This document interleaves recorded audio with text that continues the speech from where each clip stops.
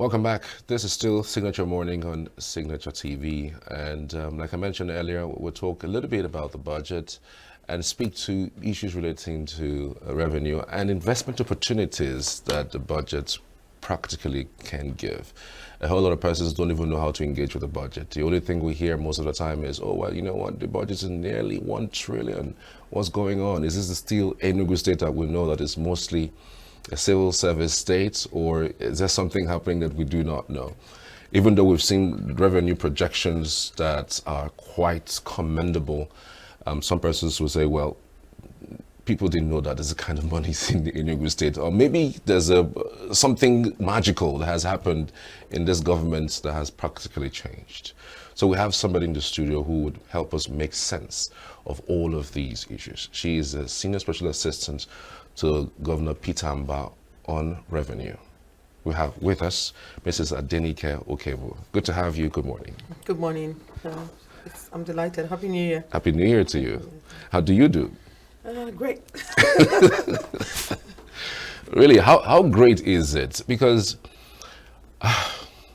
it is a civil service state. We still call it a civil service state. So how did the projection for revenue move from what it used to be under 37 billion to over 200 billion? Because as a last check, even though it wasn't published, but we know that the projection says that it's going to be above 200 billion by by last month. What happened? Yeah, it's not magic.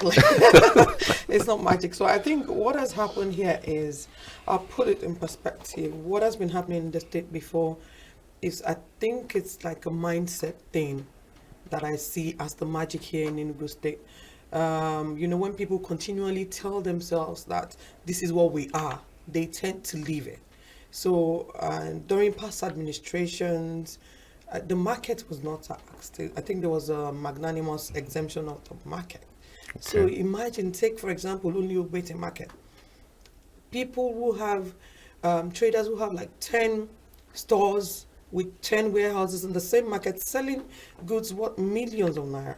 Wow. And if they were like on the street or like a registered, most of these people are actually limited liability companies registered under the CAC. And right, because they were selling in the market, some of them are even importers, right? They do business in billions of naira, stay right there in the market because of the way they address. You just look, okay, they are market people. They don't have money. No, if you check their turnover, these people are even doing better than some publicly acclaimed limited liability companies. Wow. They were all exempted. Of course, you were just dealing with payee from only maybe the big banks around. When we checked the revenue before, now it was just banks and some other establishments that were very few. And then all the sources of revenue was just the payee and then maybe the federal allocation. And that was it. But now, the market is being taxed. Not because it's a market just like civil servant market. There's nothing like that. People go into a market daily to spend. As an individual today, you send your wife to the market with 200,000 naira. Maybe you get a pot of soup because that's the reality in Nigeria now. True. Yeah, so and we have thousands of people going into that market every day. And it's somebody that's selling to them who is registered with the CAC and has an accountant that will file his account at the end of the year. Right? Business enterprises, so many of them. And this tax, at even what we started with last year that brought the figure into over the 200 billion projection, was just still very mega. Because what has happened in the past is you have all of these taxes collected and unreported. Now, there's no market anywhere in Nigeria or around the world where you won't pay market dues, union dues. So the tax was not paid. But they will gladly pay the market union. They will gladly pay usually if the market is in a particular settlement, the traditional people in that market, they'll collect their dues. These people pay at the minimum, if they lump up everything that they pay every day, is about 1,000 naira. But because it is not in a ticket, they don't see it as anything serious. They will gladly pay that 1,000. Those people who come around the market every day, pay, or even if it is, let's say, a mega 500. If we have over 20,000 lock-up shops in Ogbete market, for example, at 2 to 500 naira per day, that's something. Wow. But doesn't get to the government. So what the magic is government has come. For example, look at the transport sector. The road union transport people who collect their own, the parking, the loading, all of these monies are in circulation, but going into private pockets. Ooh. So the only magic that has happened is, for example, in transport sector, you said, union, come, let's talk. How much is your money? You take 200 naira daily. It's okay. We can help you. Let's work together with government. We're going to put this in one ticket. Park, how much do you pay? 50 naira. Ministry of Transport, how much is your ticket? 50 naira. You take the 200 for union, 50 naira for transport, 50 naira for park, and then added 50 naira for internal revenue service, being the informal tax of the keke rider per day. Lump it up into a 350 naira ticket daily, harmonized. Now, no harassment, no stopping. You just get to pay your ticket for the day, and then you go about your business. So it's not about, oh, the tax is so huge. It was a harmonization that happened. It was digitization of the collection process and ensuring that this money gets into where it's supposed to go to. Now, the union is, of course, satisfied with this part. We're even working together. Most of the union people that sell the ticket are still the agents, now partnering with the government. What happens at the end of every day? Immediately a ticket is sold, the split of the union goes to the union. The split of the government, the IGR, goes into the IGR. Meanwhile, all of these things, if you want to calculate the GDP of the state, every revenue that is made within that space belongs, or it makes up the GDP, right? So rather than unions taking their own and saying, this is my own money, no, it was made in Enugu State. It is Enugu State revenue, right? It hits the central tax management system and then splits to different owners. Wow. So it's just the digitization that His Excellency has brought in the informal sector, I say, is a great driver for this. Now, informal sector, the market's the same thing. They were charged 21,000 naira for a whole year. Now, if you calculate 500 naira per day for 360 days, it was way higher. Actually. But then this money was going somewhere else. Now, putting everything together, you cannot see any union walking into anybody's shop to harass them and say you have to pay this. Once you pay your 21,000 naira, and now before now, you just keep paying all those money. You don't even have a tax clearance certificate. Now, what have we done? Like, okay, let's put this together. And as a citizen, once you pay your tax for the year, you also have an entitlement to your tax clearance certificate, which you can use in doing so many other things as a citizen of Nigeria. All of that, then look at the formal sector also. A lot of things have happened, let's say, in lands, for example. Lagos has a land use charge. The government is the owner. When they issue you an allocation, said it's a lease for 99 years. So you're a tenant to the government. You're supposed to be paying the land use charge every year, apart from the premium and that you've paid initially. There was nothing like that. It was not being administered. But the law was there. There's no new law that has come into it. It's just going in onto all the existing laws and then harmonizing and then arranging them, putting controls in place to ensure if a copper comes in from any corner in the state, it gets into the coffers of the state. Oh, okay. So this is the complaints that we've been hearing. So the bringing in people into the tax net and making sure that these monies get to the government. That's exactly what the complaints about by this explanation that you've made. Yeah. So that's they see it as complaints, but I'm just saying the complaint is because it wasn't put together before. It wasn't, when somebody, you just give your gate man 500 naira today and give you 500 naira tomorrow, you don't see the magnitude of what you're doing at the end of the day. Yeah. So, but then when you're made to now pay me in advance, you're like, oh, it's too much. Too much. So Okay. that's literally what's happening. Oh, okay. So, I mean, for new businesses that are small within the Enugu metropolis, don't you think that it's also good to maybe vary the payments? Yeah. For every tax system, if tax is not fair, then it is not tax. So if people need explanation, you can't tax what you tax a hotel with 200 rooms. Okay. The same with a hotel with 50 rooms. If you get the gazettes for maybe for SWMA, for other rates that are being paid, maybe for even for NSTA, that's the signature, the what's it called now, the signboards and all of that. You can't charge businesses the same. Okay. There are gazettes to this thing. There's a fee payment list. For example, if there's a truck that broke down on the road and is being given a fine of 120,000, it's not the same with a Camry, a small Camry. So when people just give blanket statements to say, oh, it's too much, it's not varied, it's varied. These things are documented. Every business is taxed according to their size. Okay. So it's quite interesting that every business is taxed according to their size. There are several businesses, frankly, in Enugu State. I understand that your office is also an office that people look out for to ask about the kinds of businesses people can embark upon and even can get by. Can you give us an example of that type of business that someone can embark upon in this new year, at least according to what the budget, speaks? That would be interesting for even people to buy into. Yeah, amazing. Yeah, coincidentally, I had released some set of businesses on my ex handle at the start. I just started thinking about it. Like a lot of people are out there that are looking for advice, business consultancy, have this money, and then looking for what to do into. So demystifying the budget. Last year we did about 400 billion capex, and then this year's excellency had said that we're going to be moving into about 900 billion or 800 billion capex. And what does this mean? It means a lot of construction will be going on in the state, a lot of openings, and then all of this is being put together to ensure that we drive attention to Enugu State, we bring investment into Enugu State, because we've been like in a state where we're just like very calm people and we don't want trouble. But now we're opening up different places. Everybody is seeing opportunities. So, for example, in the construction business, one of the things that most of our projects still suffer now is the hiring of heavy equipment. In Enugu State today, I can tell you, if you want to book a Hayab, you might have to make several calls to even get one.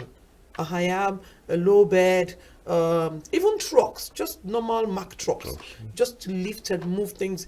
If you have just 5 of them, and you have, I know transport business is a bit tricky, but you have loyal people that manage it for you, and you have trackers and everything, you can do well in hiring or purchase of those kind of heavy duty trucks, and then even just the graders, the tractors, different things. We're going to clean the Enugu Port Harcourt Expressway, because usually I join task force of cleaning, and then the entire stretch we had to deploy over 1,000 clean team to manually do that, because we couldn't get tractors that could. Yeah, we now moved in the tractors from the Ministry of Agric and all of that. Imagine if someone had all of this. They could just give it to... And government actually pays for all of this. It's not like maybe when in the past when you'd be so scared of doing business with government, you might not get paid and all of that. So I think the heavy duty business is one. Okay. Services also, bringing labor, which was one I actually dealt with. Like, artisans are so scarce in the state. Artisans? Yes. Scarce? They are. Are you serious? You want to, yeah, plumbers, for example. Imagine 260 smart schools are ongoing at the same time. True. 260 primary health care centers are going on at the same time, making 520. Whoa. Now at the ICC, Presidential Hotel, the Medical City, different constructions. Now individuals like us will still want to build our houses. We have a shortage of artisans. Whoa. Yeah, skilled artisans, experienced ones, good ones. People have to go all the way to Lagos, Togo, to go and bring in these people. Apart from messes, all of these guys that are around artisan area, they can do the messing one. But when it comes to tiling, carpentry, furniture, plumbing, and all of those, we're really, really short on that in Enugu. So someone can look at bringing out like organized, like an organization that has this skilled labor and train them further, give them certificates, and then just deploy them to different sites, reach out to contractors. And this is amazing. We have all of that kind of businesses. We're shouting, oh, no nightlife in Enugu State. Well, it's not the government that will bring the nightlife. We have to come together. It's already safe. We now have to start having businesses that run for 24/7. Pharmacy, I mentioned the pharmacy, laundry businesses. Various people started putting their own ideas together under that tweet, and I think it's something I enjoy and I'd love to push further. But if anyone needs any advice on how to push it further, I think one thing that people don't do and they think if businesses fail is they don't plan appropriately. So look at your market, look at the problem around you, try to bring a solution for that problem, and then give it excellent service. All right. I mean, now you mentioned nightlife. Yeah. Most people have also complained about the nightlife issue, that you cannot move if you don't have a vehicle, at night, because KK is banned from 9 p.m. If you cannot move at night, you practically will not have nightlife, except you have your own private vehicle. So I'm just wondering whether there's a plan to ease off that space of movement. Okay. Well, I'll also bring it perspective. Like when people have expectations, There's no keke. There's keke in Dubai, but in some places. I see Enugu as new Dubai, right? In Ikoyi, there's no keke in Ikoyi. The nightlife in Lagos, you will see it in Songwater. You will see it in, if you want to do nightlife Songo level, you will do it within Songo. You Okay. cannot move out of Songo and say you want to go and do nightlife in VI and you don't have a car. So you have to consider that. So let's even start from what we have, because all of these things were put there because of security. You won't want to come and drive keke on Independence Layout and then you want to go on nightlife. So let's, when we're having expectations, let's put it pari passu all other developed areas also. So if you are in Ogbe now, normally now, you do your own nightlife, like down your seat. Within your Ogbe. If you do your Ogbe and enjoy life, and then if you want to go outside Ogbe, of course, you need to check your security first. Like, do I need to go? Yes, I need to go. Then you drive out. The economy is always like balanced. Everybody has their own level of enjoyment, but together we can bring all of these things together and then revive the life again. All right. Where is Enugu ranked in the ease of doing business right now? Yeah, there are lots of ranking out there. Everybody just sits down and does the ranking. But then I would not just close my eyes, because, of course, all of these things should be based on facts and figures. The Nigerian Bureau of Statistics is working with the state Bureau of Statistics at the moment to now come up with our own GDP computation. And at that time, we can now rank. But I know that the one that was done at the national, that was in collaboration with the states, that's the ease of doing business, we were ranking really top on that, because what are we talking about when we're talking about ease of doing business? How easy can you register a business in Enugu State? How easy do you sell, or do you meet your customers? How easy are you able to file? Do you get your TCC? And all of these things, the way this government has been structured, you can reach out to anybody freely at any time, walk into IRS office, get your documentations done. And that's all. Nobody harasses you. The laws are there, the taxes are there. Just pay your dues and then do your business. That's it. Amazing. Some other persons would also say that some of this tax that they are complaining about, even though you've cleared it, that is not even about the tax in itself, but let people see what these monies are used for. Let them feel the impact of governance, when these monies are used for. Part of the reasons why most Nigerians don't like paying taxes, because when these monies are paid, they don't see it. And it has happened over time. So what is the difference with this government? I think it's beyond obvious already. This is beyond obvious, because literally when we started, those kind of fears, everybody was shooting on us. But if you check now, the momentum now and when we started, it's a lot more balanced. People, even when people raise this kind of thing on Twitter, everybody will go for it. Government doesn't even need to go for that person. Others will run after that person. Are you blind? Can't you see? You guys should bring more tax. You can see this. I think that's one thing that's really visionary about His Excellency. He's a businessman to the core, and he understands the meaning of service. And especially now that he needs to put service to the people, he doesn't even need to be reminded. I understand what happens on a day-to-day basis. All of us are kept on our toes back to back. You don't wait until people complain. You should presume the need of the people and then table it. We have a 7:30 meeting every Monday for all the advisors. You're not coming there to come and sing praises of anybody. You're going to be telling us what you have done for the week. If you are the SSA on revenue, what's happening in the revenue space? If you are SSA on works, what's happening? The Commissioner of Works goes out, even in the night, scoping roads. Ooh. So that's why it's not even, no, when we came, there was this tune like, can you introduce me to the Commissioner of Works? He needs to help us do our street. Nobody needs to introduce anybody to anybody. If the Commissioner of Works does not scope necessary streets and call them economic corridor, first, that was how it was prioritized. All economic corridors have to be prioritized to open up the state for business. And immediately after that, all the adjoining streets and all. So nobody needs to know anybody in Enugu State anymore. It's strictly delivery, objectivity, and service. So for now, I can say the people of Enugu State can see delivery of service already and are beginning to get comfortable. It might not be 100%, but we're getting there. We're not relaxing. How is the revenue department working with stakeholders to stop this incessant taxing? What I mean is double taxation. I'll be specific because this report, we had it, I think, a few months back at the Noah's Axis, that somebody was stopping them and was collecting monies directly. It's not like this digital thing that you mentioned. Yeah. Like, I don't know if you have heard about that, because that complaint has come up severally. It doesn't stop. It doesn't stop. And if we have to be fair, even right there in Lagos, in Abuja, anywhere, people take advantage of people. But one thing we've done in Enugu State is that there's a whistleblowing technology. Okay. We have given the people the power. This in any business as of today, all you need to pay if you're a shop on the street, you pay it as at last year. I think there's an increase in the rate now. 18,000 naira for your 1 year tax. Now you don't pay business premises separately. It's been mopped together. Okay. You don't pay any other thing separately. After that 18,000 for the street, you now pay SWAMA, and then ENSA. If you have a signboard, those are the three major ones. And then if you're inside the market, you pay 21,000. SWAMA is already lumped in because SWAMA cleans the market together. So it's very clear. And then if anyone is not clear, if you are ever in doubt about anything, just send an email to whistleblowing@enugustate.gov.ng at any point in time. And we actually have phone numbers also. I don't have them here.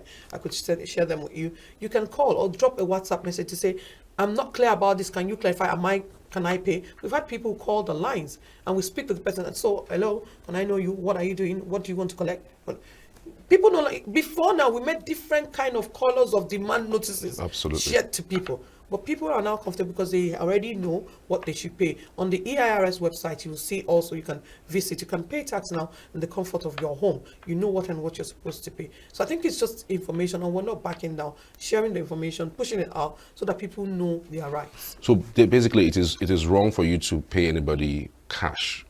Absolutely wrong.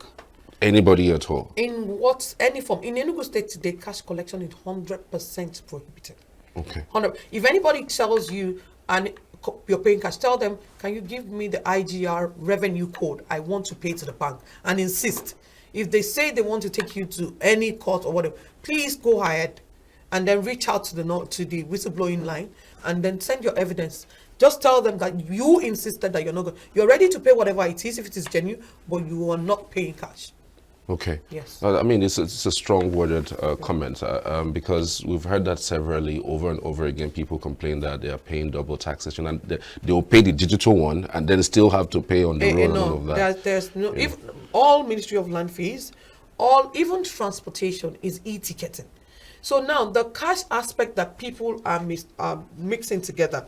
Now the way the e-ticketing happens, if you're an agent of e-ticketing, for example, you go to IRS and then you buy a bundle of tickets, just like the MTN voucher. Yeah. So you pay government actually in advance. Okay. So you come back and disburse the ticket. Now the informal sector is a bit tricky with that cash collection. So as an agent, actually, if you tell your agent, I don't want to pay cash, I want to pay directly into a bank account. Every agent has an account that says the agent name, the agent number, and then in bracket, EIRS. Okay. You can do a transfer to that agent if you don't want to give the agent the cash. Okay. And then if you're paying any agent for any e-ticketing, please ensure you get your SMS confirmation.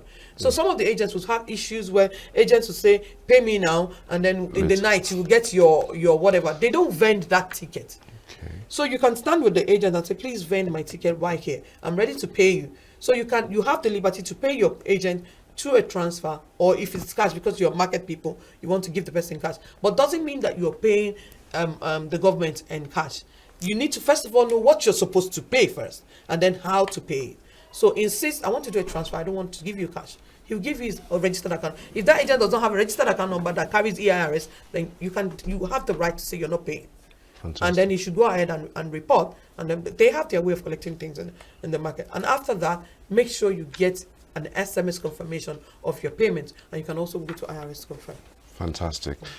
Let's leave it here. I mean, it's been one interesting conversation that we've had at the beginning of the year, and I'm thinking we should have this kinds of conversation again and again, so that people of Enugu State would understand how this tax system is working for the state and what exactly these tax revenues are all about. Thank you once again, Mrs. Adenike Okebo. We truly, really appreciate you for coming, finding time, squeezing that little time to be here. Yes, thank you. For the people of Enugu State. Thank you. Thank you for your service, and thank you for your work. Yeah.